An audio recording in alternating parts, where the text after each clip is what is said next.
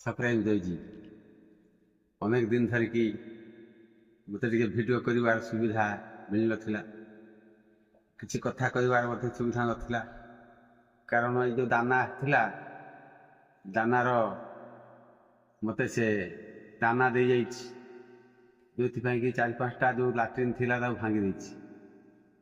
ତେଣୁ ତାକୁ ନୂଆ ବନେଇବା ପାଇଁ ଗୋଟେ ପ୍ରୟାସ ଜାରି ରଖିଛି। ଆଉ ଗତକାଲି ଛାତଟା ମଧ୍ୟ ପଡ଼ିଗଲା ବହୁତ କଷ୍ଟରେ।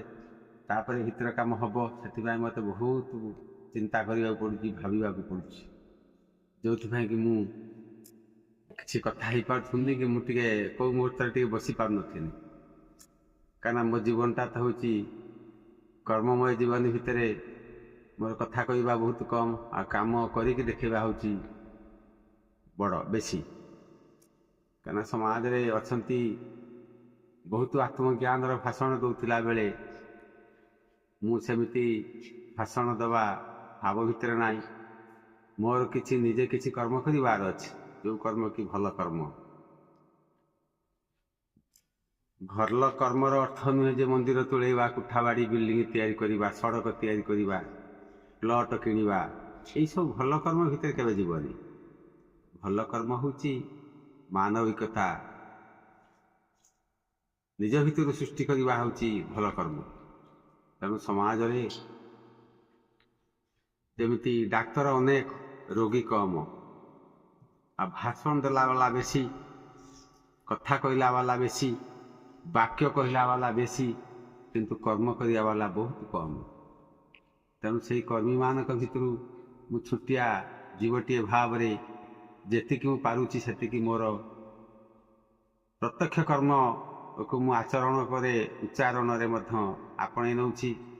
କାରଣ ପ୍ରକୃତରେ କର୍ମବୀର ହେଉଛି ମହାନ ବୀର। ତେଣୁ ସେ କର୍ମବୀର ଶ୍ରେଷ୍ଠ ବୀର। ସେ କର୍ମ କରିକି ଦେଖାଇବା ହେଉଛି ମୋର କାମ।